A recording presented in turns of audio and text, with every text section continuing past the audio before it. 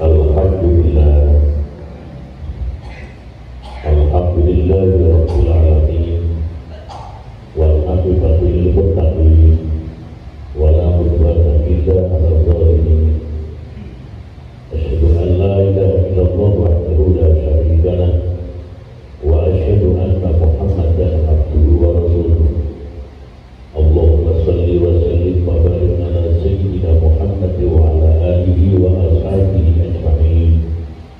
Amma ba'du, ya ayyuhan nasu taqullah, usikum wa nafsi bi taqwallah, faqad fazal muttaqun.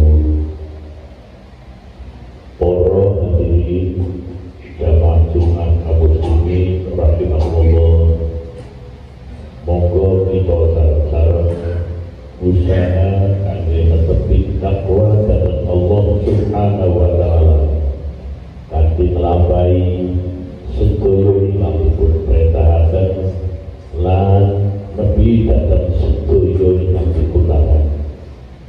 Kanthi takwa Allah ingkang tansah kita jadikan pegangan, kita jadikan rujukan, niscaya kita sedaya badhe dados tiyang ingkang bejo, ingkang wilujeng selamat dunia lan akhiratipun. Hanya dengan satu kata takwa Allah menika bakal ingkang saged menjamin kula panjenengan sami sowan wonten ing ngarsanipun Allah Subhanahu wa taala. Maka Allah dawuh pada zawadu wa inna khairaz zadi taqwa wattaquni ya ulil albab. Wahai manusia, padha gawe sangu sing kabeh. Satemene sangu sing paling apik, sing paling bagus, sangu sing paling meyakinkan, saged menyelamatkan, saged membahagiakan, namun sangu takwa dhateng Allah Subhanahu wa taala. Para hadirin jamaah Jumat kaum muslimin yang berbahagia, Jumat kala ini kita sampun bahas sareng-sareng 3 hal ingkang menyelamatkan. Yang pertama, khasyatullah fi sirri wal alaniyah. Ingkang atasipun kapan mawon, tempo di mawon, dalam keadaan apa mawon, kita didhawuhi, kita diperintah untuk selalu takwa dhateng Allah Subhanahu wa taala.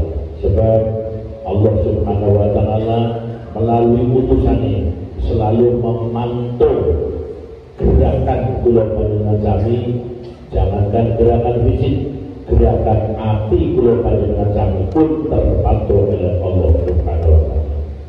Bahwa kabeh kali wal qasdu fil faqri wal ghina, menawi kita kepada Islam bikin kita tidak berstandar sedengan boten pareng berlebihan, baik dalam keadaan sugih kathah duit utawi dalam keadaan miskin kurang duit. Menika kula panjenengan sami tidak boleh berlebihan. Wal qasdu fil faqri wal ghina. Pokok kaping 3 inggih menika wal qadru fil ghadab wa ridha. Kula panjenengan sami nek kepengin selamat tetap harus tegak lurus dalam berbicara maupun dalam berekspresi, susah, suka maupun duka, lagi marah walau utawi lagi dalam keadaan jujur. Menikulah 3 hal yang menyelamatkan. Salahipun para hadirin, wonten hadis 3 hal ingkang badhe menghancurkan. Bahasa hadis salasun muhlikatu, ada 3 hal yang akan menghancurkan, yang akan merusak dhateng kula panjenengan. Pertama menyelamatkan, yang kedua menghancurkan.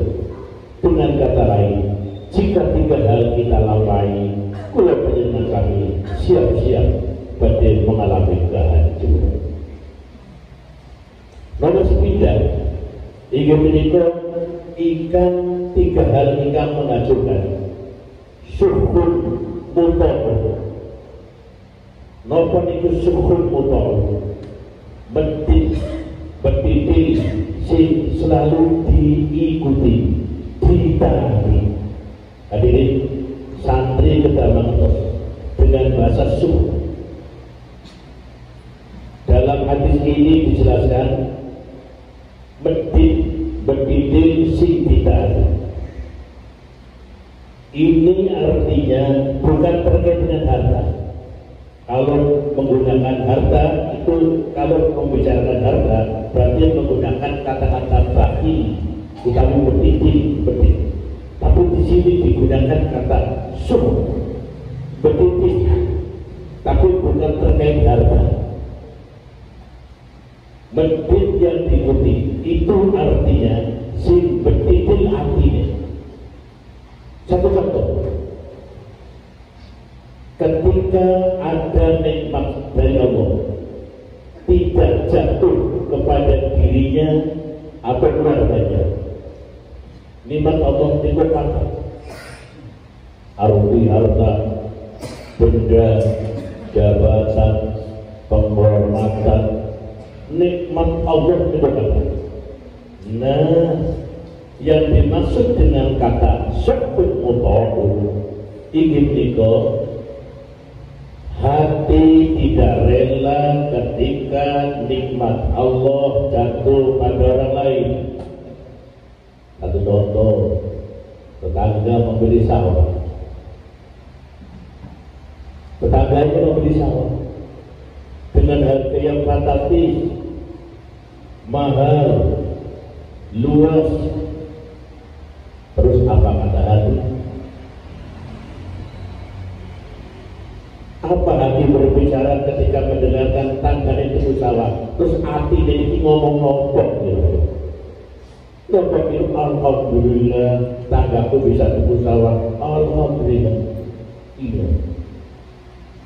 Seandainya tetangga baru saja punya kekayaan, membeli mobil, membeli tanah, membeli sawah, membeli pabrik, kok kerumuh lantas dari alhamdulillah, kok dalam hati tanggaku saya tumbuh di sawah, alhamdulillah tanggaku jadi mobil, alhamdulillah. Hati sakit terus ini sudah merupakan kehebatan, keistimewaan yang luar biasa.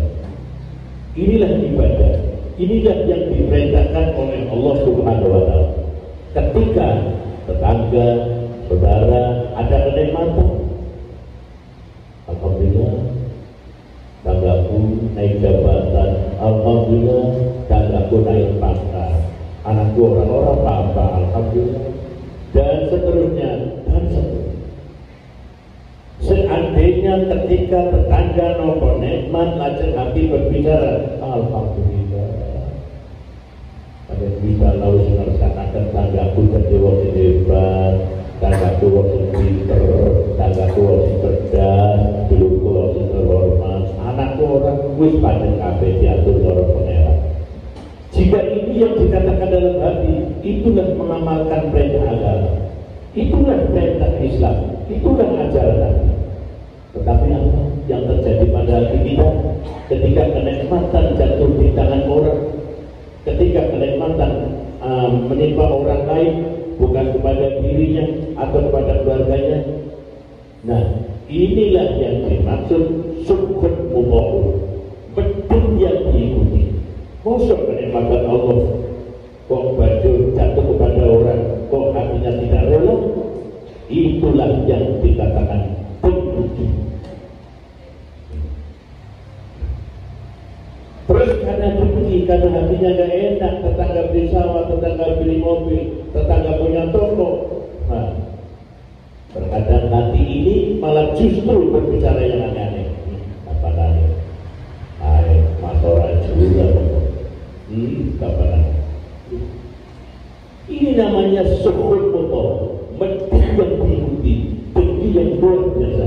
Ini larangan Islam, ini haram dalam Islam. Ini akan menghancurkan hidup dan kehidupan. Monggo introspeksi kita masing-masing. Setuju punya perasaan, tapi itu gak ada mengendali. Menawi yang pertama dari syukur dalam hati itu ibadah. Tapi yang kedua inilah kejahatan. Maka dalam hadis disebutkan yang menghancurkan 3 hal si nomor tunggal syukur Allah, dengki yang berlebihan. Tandanya apa? Tidak rela ketika nikmat Allah jatuh pada orang. Kami wahawa mutlak, keinginan, karepe hati selalu ditunda terus. Semua orang, apalagi orang normal, tidak normal sekalipun punya keinginan. Tapi seseorang jika selalu mengikuti keinginan yang ada dalam hati dan pikiran, inilah menghancurkan. Bukankah kita manusia diberi akal untuk berpikir apa yang kita lakukan akan berakibat seperti ini, apa yang kita lakukan akan berakibat seperti itu. Tapi karena terdorong dengan keinginan, maka terkadang tidak betul. Maka keinginan itu mestinya harus kita setir, harus kita seleksi. Akan kemana keinginan ini? Keinginan jika berlebihan menikolah akan membawa malapetaka hidup dan kehidupan, khususnya bagi kita umat Islam. Karena apa? Karena ini adalah larangan Allah Subhanahu wa Ta'ala. Maka kami itu jika pada menghasilkan ingin menikah wa'ijabul mar'i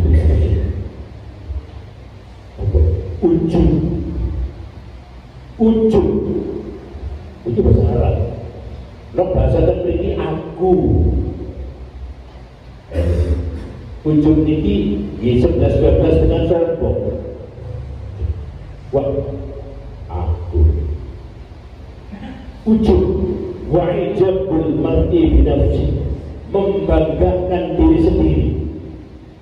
Ketika jago karunia wong samene lah apa sih? Mungkin nyong paling hebat. Lah mau sampai siapa?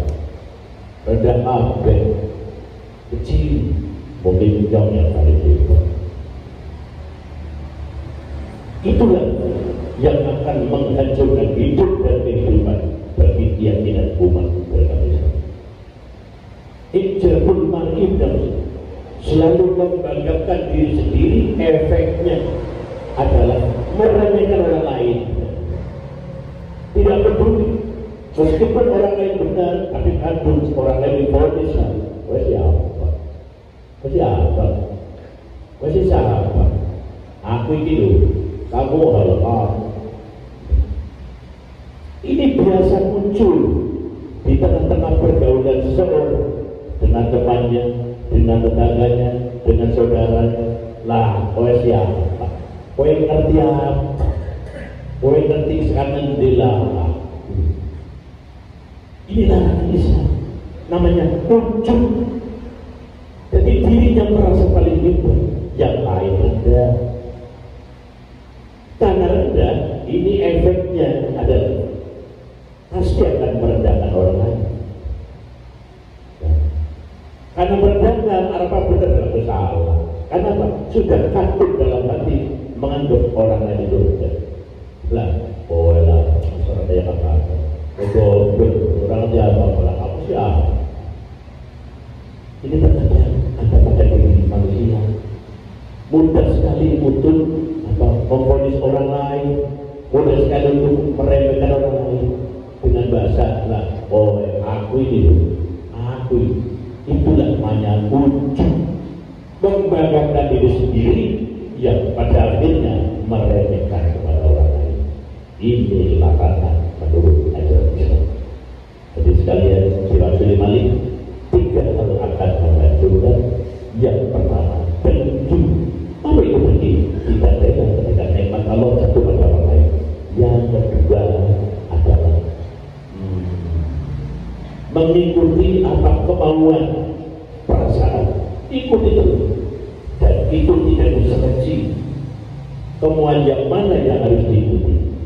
Yang ketiga adalah membanggakan diri sampai pada meremehkan orang lain.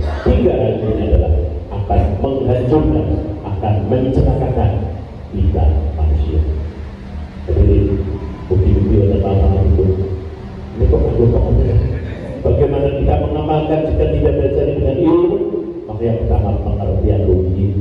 Kalau saya ngerti mikir, oh iya ya, dan seterusnya. Sebelum amal, ilmu harus diketahui.